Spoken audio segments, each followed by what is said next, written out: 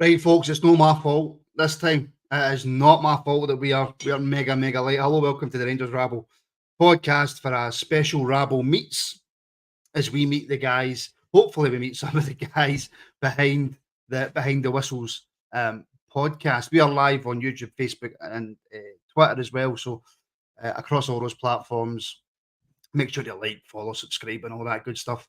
But we're a wee bit shorter on time as we're another show on at 7:30. So I'm going to jump straight into it and welcome in James. James, how are you? I'm very well. Thanks for having us, Martin. It's supposed to be Des with me at the moment. He's having a bit of technical problems. He'll be with us as soon as possible. It's listen, when you do live stuff, this is the kind of stuff that happens.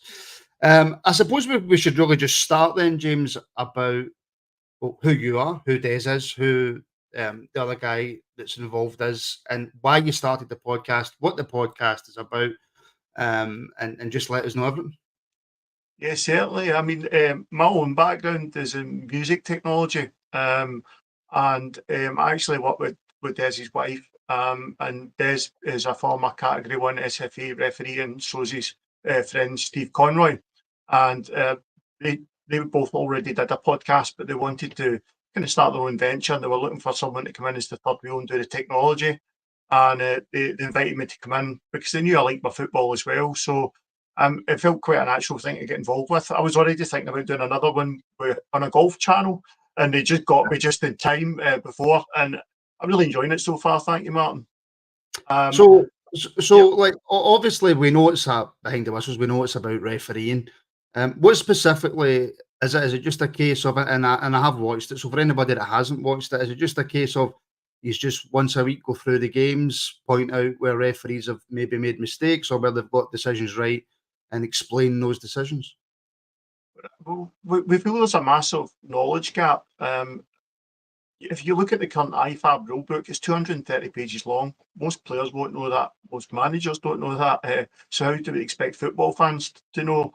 So there can be certain frustrating instances we see at games where when you dig a bit deeper into the laws, you can have a lot of frustration at a referee and then realise actually he's applied what he's supposed to under the law of the game.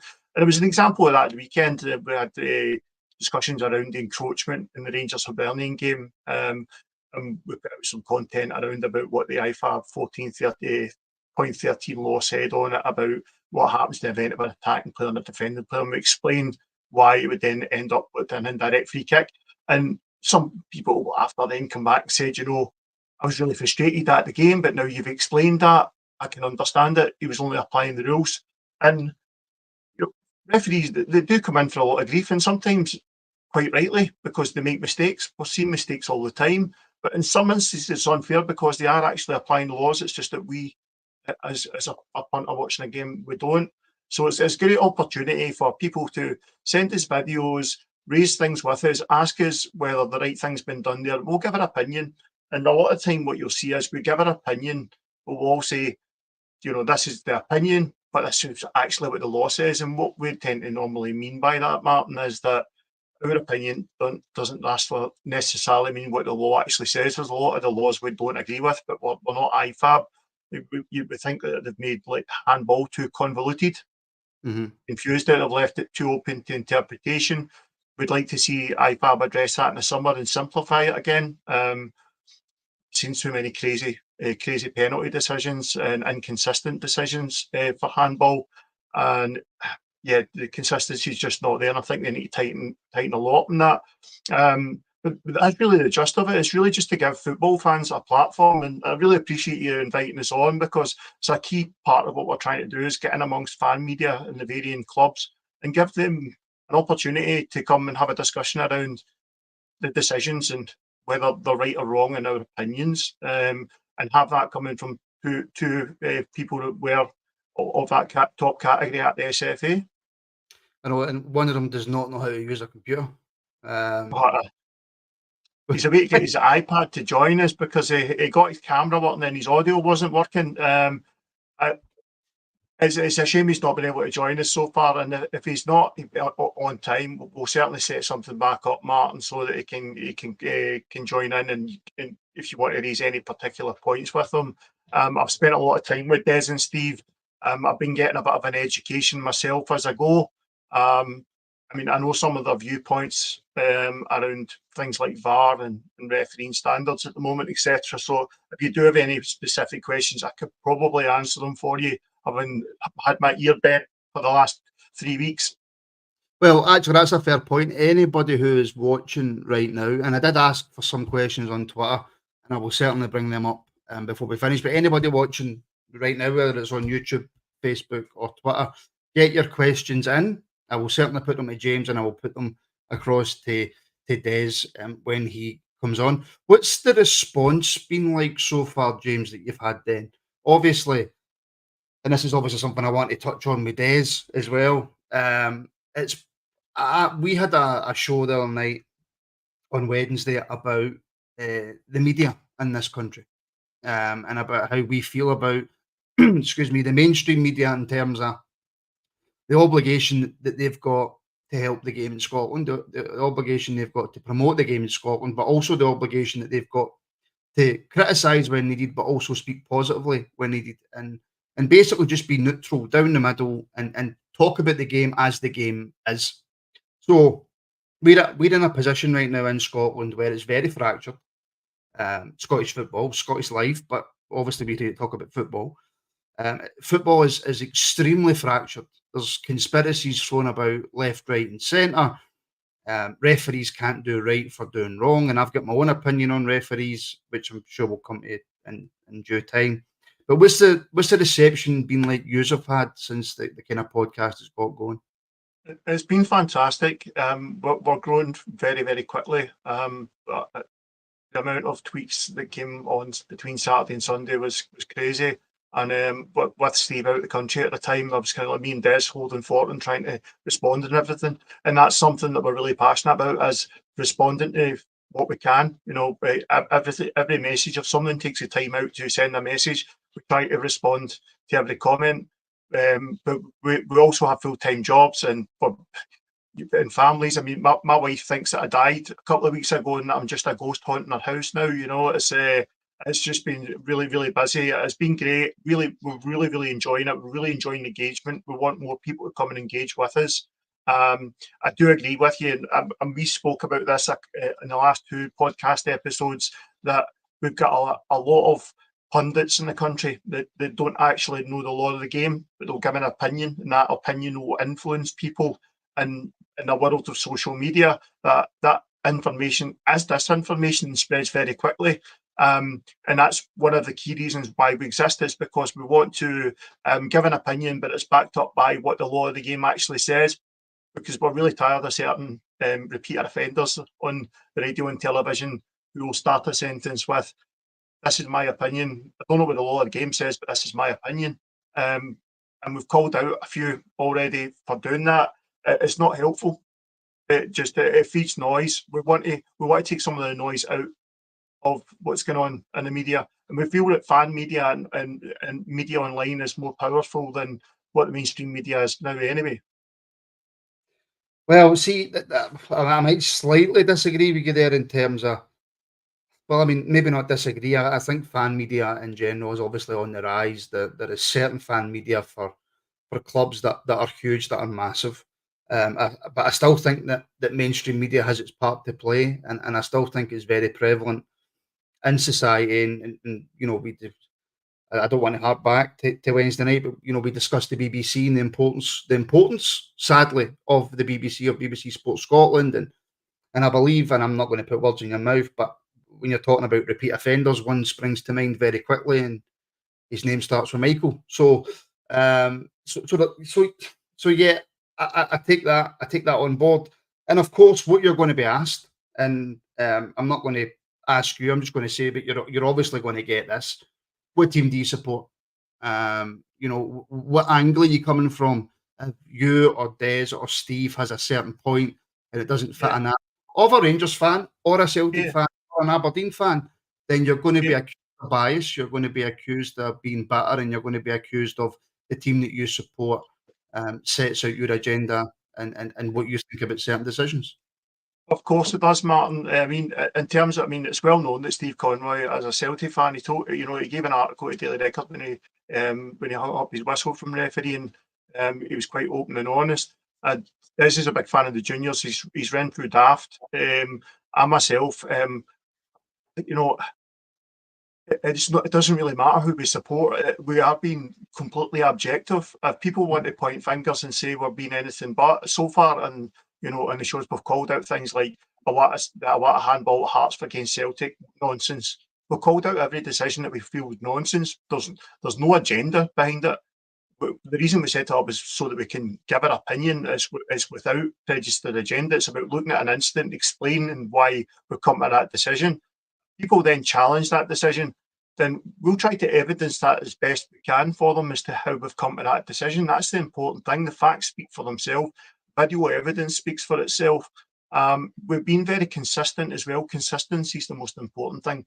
Look, we're under no false pretense. In this modern world, you're never more than a tweet away from disaster.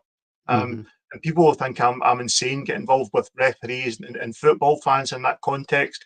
If you build, a forum and you're never more than a tweet away from disaster. But it's an important thing we're trying to do because we are trying to fill that knowledge gap.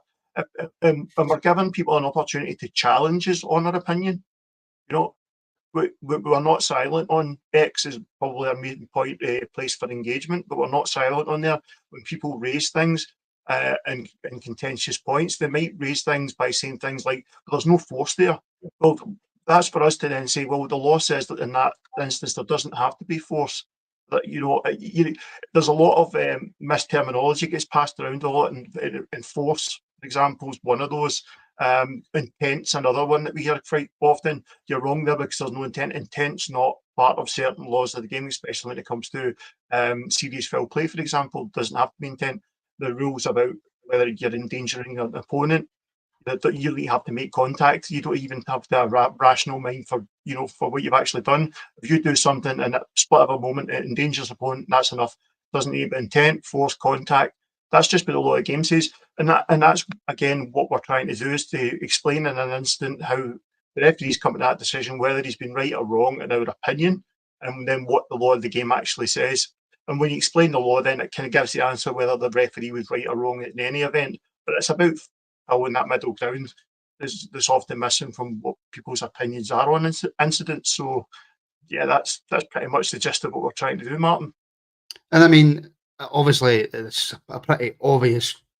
I would expect an obvious answer from you and from Des and from Steve as well. But judging on what you've said about trying to give the explanation behind the referee's decision, as supporters, we don't know the IFAB rules. As supporters, we go on gut instinct and we go on. Yeah.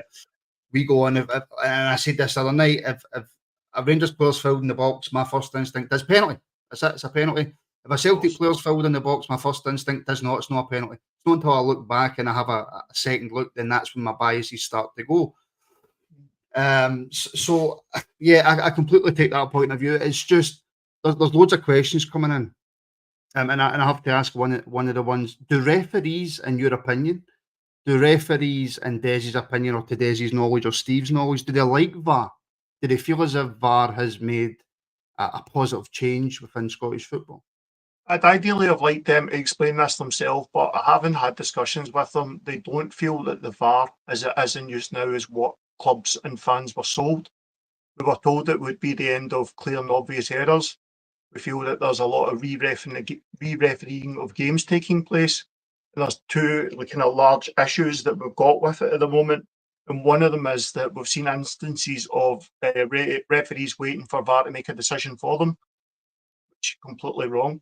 The referee is still the manager on the park, as the guys have continually said. It's the referee's decision. The best referees in the game are the ones who see something, make a call on it and stick to it. Don't need to wait. They instinctively see it, make a call. No indecisiveness. They're the best at refereeing.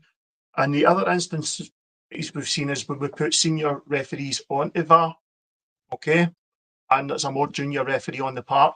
If that senior referee's got an opinion, they're calling over the junior referee to offer their opinion as VAR.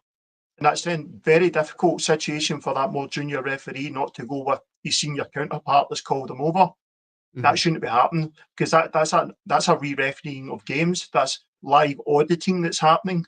That's someone more senior saying, "You're wrong, here's my opinion, come with me in my opinion." That's not the VAR that clubs and fans were told that they were getting. I believe we might have Des. I'm going to try this. Brilliant. I hope so. Oh, no, he's disappeared again. I think his cameras went. I think his cameras went again. He's I'm going to having a give him mare. petals now. Yeah, He's he's having having a he's having a. But I apologise. I gave him a hold of new technology, but I've not really given him the instruction for it, and I really should. I was supposed to go down to be with him tomorrow to talk him through everything. He's really struggled on his own, so apologies not to made it on tonight. And we will absolutely get more time with this whenever you want, Martin. I know. No, listen. These things absolutely happen. These things absolutely happen because we're running a wee bit later, and obviously this is maybe slightly unfair to ask you, James. Maybe this is Well, one. listen, fire away, Martin. If I can't answer on that, then you know what we'll do is we'll take it away and we'll get a catch up, and we'll get Des back on to respond to any points that I can't answer. As I said, I have spent a lot of time speaking to the guys. Our WhatsApp chat's just extremely busy all the time. There he is, Mr. Rose. Can you hear us? I can hear you now, guys. I'm dreadfully sorry, and I'm sure Martin has apologised numerous times on my behalf. I was going to try a joke there, but I'm scared in case it knocks your camera off, Des. So I'm going to leave it at that. I suppose we're just going to have to kind of jump right into the meat of the bones, Des, and obviously we'll get you back on when we've got a bit more time, and we'll run through everything that I wanted, because I wanted to go right back to starting out in refereeing. How difficult is it to make that journey through, and then once you get there and stuff like that. So hopefully we can get you back on to have that full discussion. But we were just kind of talking about I was going to bring up the pressure on referees in this day and age, Des, and the scrutiny on them. Obviously you yourself as a Cat 1 ref, you've been there, you've seen it, you've done it. With the advent now of social media, with the amount of fan media podcasts we have, with the amount of, it would seem, clueless pundits we have in the media, is there so much more pressure nowadays on referees? Without a doubt, there's. Let's be honest. When have you ever seen a Celtic Rangers game being announced? Obviously, on this week, and John Beaton he's the story. He is the story. So the amount of media pressure on John at this moment in time is ridiculous. I don't think, even back to, goodness, Bob Valentine and stuff like that, people, because they've got access to mobile devices now, and because they've got access to social media, everybody can have an opinion, and not everybody has a face behind that opinion as well, so they can hide. But I've never known referees to have so much pressure. And would I be wanting that? Not now, not at the stage of my life, Matt. I've got a wife, I've got 2 children. Would I want my kids being upset with that? So no, I think the pressure on referees at this moment in time is went far beyond the call. Do you think that's then is going to affect future generations of referees, if people are looking at it and seeing what it's becoming now? And I don't want to just hit out with statements. I don't think the current crop of referees, and this is just my own personal opinion, are fantastic that we have right now. Maybe I could be convinced otherwise. Maybe I don't see the game in the way that maybe another referee would. Maybe they do a much better job than I give them credit for. But the way that referees are treated now in the media, and we've seen some of them have had stuff in their private lives because of football. Do you think it's going to affect the next crop of referees coming through? I think what it could do is it could affect the recruitment of future referees, and if you affect the recruitment of future referees, then you affect the potential impact on the game, because let's be honest, without a referee you don't have the game. But I wouldn't go down that side of things. What I would say is people do give the referees that are currently operating within Scotland a hard time. Did Hugh Dallas, did Bob Valentine, did these folk have that type of scrutiny that was below them at that moment in time? No, just technology has moved on and everything is so much easier to have that. Was Willie Young the best referee in Scotland? Absolutely not. Absolutely not. Willie Young refereed for the halfway line. So let's be honest. Let's be honest.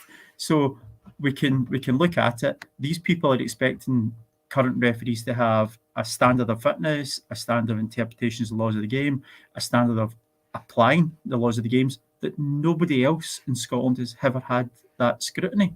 So I think it's quite unfair. Do I agree with all the decisions that are made by current referees? No, I don't. I'd be a liar if I said I did. But I think that what they are expected to put up with, what they're expected to go through in their private life, in their personal life, in their professional life, that's never been as high as it is now. Obviously, I've watched a few of your podcasts, and obviously you know some of the refs quite well. So I don't know if this is maybe a fair question, but I will ask it anyway. What is your genuine, honest opinion of the standard of refereeing in Scotland? I would say it's pretty good. I'd say it's pretty good. But again, because we've got social media platforms and we've got public forums, everybody's got an opinion on it. You didn't have that 20 years ago. So 20 years ago, John Rowbotham didn't get called out for a decision he made at Arbroath versus Forfar. Everybody's now got an opinion. And I think it's then very easy to criticise these guys. These guys are trying as hard as they can. We've never had a fitter bunch of referees. We've never had a group of referees that have been tested so much. Are they going to get things wrong? Absolutely, they're going to get things wrong. That's just what happens. There's an important point as well, Martin. A lot of these referees, they didn't sign up for VAR or something that's come in through the life cycle of them being a referee. That's a massive adjustment, and it does add an additional layer of scrutiny. In my opinion, the current crop of referees are a mixed bag. I think there's some great ones, and I think there's some really poor ones. But what I will say is I think that they're badly let down a lot of the time by the SFA over their training and development. We've talked about this time and time again, Des, Steve and I, that we've seen the same referees making the same errors, and they don't seem to face the demotion of the championship game for a week or whatever a lie. And it seems to be that there's a current crop that will sit there, and that does affect and then it bottlenecks and stops the ones that are promising coming through and not staying through. Because we talked about that last week about a young referee that refereed the Premiership game. I think it was one of his first games. Ross something, Dennis, what was his name? Ross Fisher? Ross Hardy. He had a great game, called a penalty himself without the need for VAR, called everything himself, and we said, what a great refereeing performance, but we won't see another game for another 4, 5, 6 weeks. Because the current crop will continue to get games. There doesn't seem to be that assessment that used to happen, and there doesn't seem to be real further development, identifying development needs and retraining and punishing poor performance. Seems to be just status quo. And that's a lot of things with the SFA at the moment. It feels as if it's very status quo. Just let the noise drift away and it'll go quiet again. I think people just begin to wake up that that's just really not acceptable anymore. That we want the bar we were promised. We want the quality and standard to match what football is on the parks. Yeah, listen, I completely agree. And I've got a question here, Des, which I think kind of leads into the Old Firm as well. Do you think social media and the scrutiny refs are under affect some decisions they make? You mentioned that it's Old Firm week, and all that's really been spoke about is John Beaton and his perceived bias towards Rangers, which baffles me. It really does. But does this scrutiny and does like high profile pundits coming out and talking absolute nonsense, will John take that onto the park with him? I can genuinely say right here, right now, 100%, I have never known a referee be biased. You can't be biased. If you are biased, how you've got to that level is just baffling. So no, I would like to think, and I can only go from my own experiences, I'm sure Steve's the exact same. See, when you're actually in the middle of that game, you just see two teams, and that could be Celtic Rangers, it could be Bridgeway United versus Erskine. You see a foul and you give a foul on your honest opinion. If someone can go in there and be biased and say, I'm going to go out there and I'm going to give a penalty to Rangers, penalty Celtic, but you try and influence that game, then you're a better referee than I could ever have been, because things happen that quickly. You've got a nanosecond to make a decision. It's very easy for a pundit to sit in a studio, watch a replay 3-4 times and think, oh, well, I think he got it right, or I think he got it wrong. The referee doesn't have that 3-4 times review. VAR now has given him that option, but you give and I would like to say again, you give an honest opinion on that one and only view that you see it. And obviously, this probably also does leads into the fact that you're now doing the podcast that you're doing. Obviously, behind the whistles.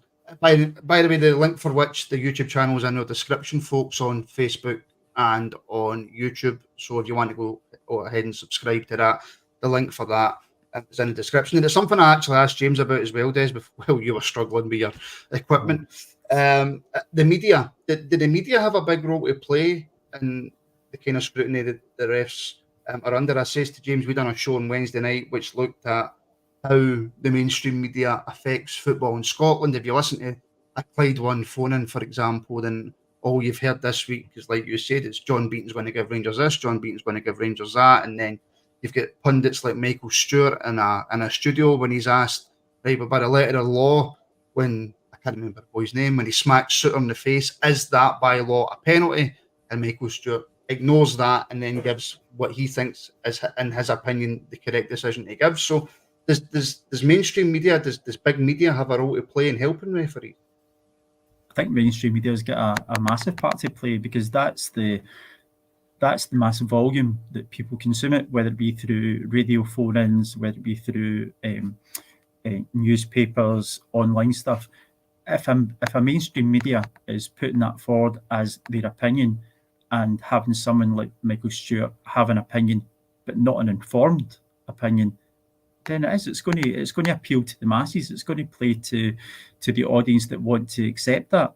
So I think that what should be happening is, let's get more informed opinions. Let's have somebody who's been there, somebody who's done it, and let them explain decisions that have come. You might not always agree with it, and that's what we've always said. You don't have to agree with me, but I'll give you an explanation as to why that has come. But for Michael Stewart to say, by the letter of the law, it's a penalty, but I wouldn't give it, well, I'm sorry, you're wrong then, aren't you? You're actually shooting yourself in the foot before it even comes out your mouth. But then he's a master in biomechanics and all that, isn't he? So of course, yeah. I forgot he had that doctorate in philosophy. It's pantomime, Martin. That's what's to remember. A lot of I put an ex comment out the other day about this, is that TV companies and the media are not interested these days in hiring competent pundits that know laws of the game or knowledge of the game. What they want is people to say controversial things, because it drives traffic to their outlets, and they get paid for the traffic that comes to those outlets. That's what they're going to. They've created a circus, and and they've got people performing in it. But there's some really good ones out there. There's some really good people in amongst that in the media who will stick on facts and give opinion based on what they've studied, and they provide it on their social media channels, like what we're trying to do about what the actual laws say, because they're fed up of noise, because a certain incident where there's not an explanation and it takes a week for the explanation to come, that's a week wasted, because you've got a week of noise, then you get the explanation, and then you go, well, there was no need for the noise in the first place, because then you really have a complaint. That's the knowledge gap we're trying to fill, and we're trying to cut some of that noise out by explaining how certain decisions are made based on what the actual laws of the game say.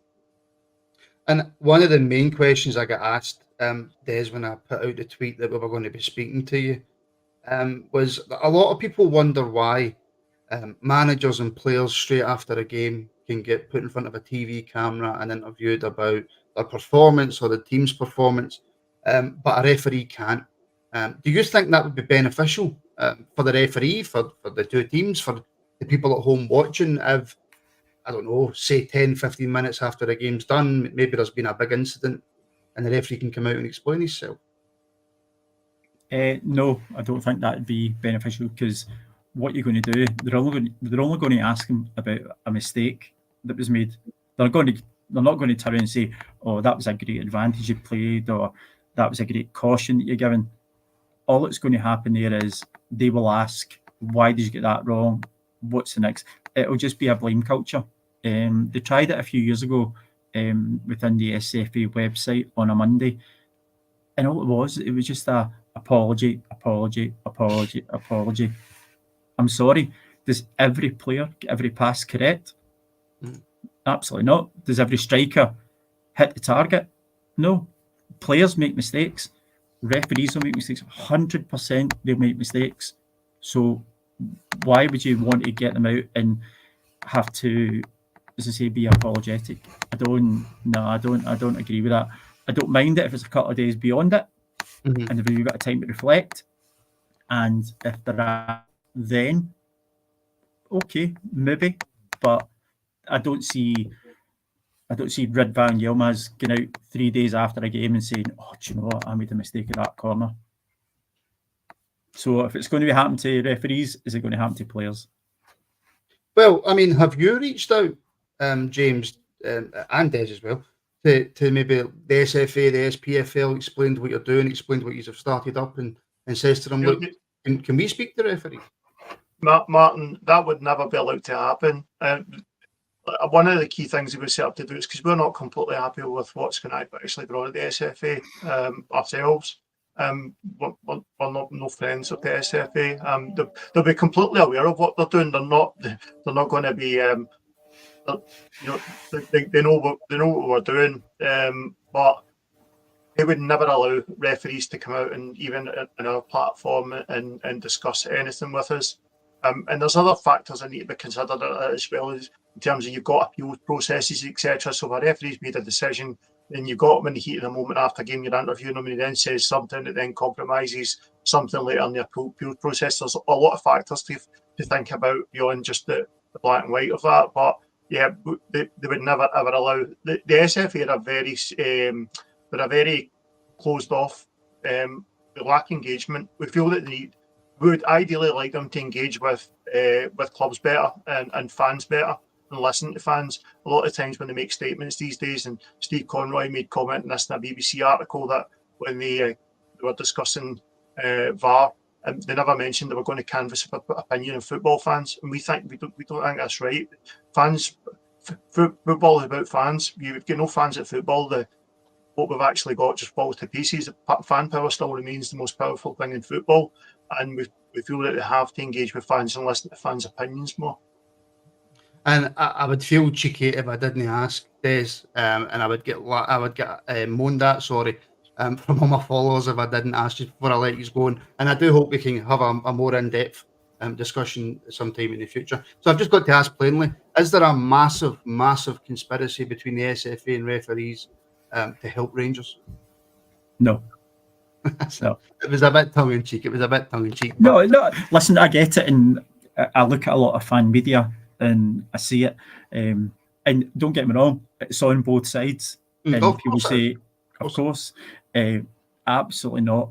And as I said previously, if any referee goes into a game with an agenda against Celtic, Rangers, Arbroath, Dundee, then I genuinely don't believe it. Not at all. And I can honestly say, in all my years refereeing, I have never, ever been into a game favouring one team or the other. Well, listen, guys, I apologise. I have to stop it there. We've got our build up at 7:30 on my YouTube channel. I'd love to talk a bit more, but hopefully, like I say, the next time we can get you on time, Des, and we can go through it. Hopefully, maybe get you back on after the Old Firm to go through some decisions. Anytime. Honestly, I mean, the fan media engagement part for us is massive. We want to speak to all clubs, fan media channels, etc., and we're happy to discuss decisions. We owe you some time from today. I apologise for the technical problems, but any time at all, just reach out, and we'll hope that people will come and speak to us and send us things to look at. Something we actually enjoy doing, looking at things and discussing amongst ourselves and then giving an opinion on it. Oh, listen, I appreciate you speaking to you last night, James, and Des, I appreciate you coming on today, and hopefully we can speak soon. Yeah, I just apologise that I did set this up this afternoon. It was all working well, so I'm blaming my wife and I'm blaming my dog. So listen, it's always handy to blame the wife when she can't hear you. I know. Well, all right, I'll blame James. Let's just blame James. James, Des, thank you so much. Everybody tuning in, thank you. Sorry I didn't get to more of your questions. Like I said, we're going to do this again, and we'll certainly get to all of your questions. Like I said, the link for Behind the Whistles podcast is in the description of this video. Go and check the guys out. Have a scream and a shout at them in the comments if you disagree. I heard Des saying that the John Suter one for him wasn't a penalty, and I was shouting at my screen, disagreeing with him. Or was it you that said that, James? No, I said it was a penalty for me. My opinion, that's a foul outside of the box, and these days that's a foul inside with VAR. And I can hold the guys off for a minute to let you respond to that, Des. I can understand why it was given, but nah, I wouldn't have gave it. And in the letter of the law, is it a penalty? I'm no Michael Stewart. Good answer. Very good answer. Very good answer. So thank you everybody for tuning in. The Old Firm preview is on in about 2 minutes' time, so make sure you switch over to that video and tune in for that. My thanks to James, my thanks to Des, my thanks to everybody tuning in, and we shall speak to you all very, very soon. And just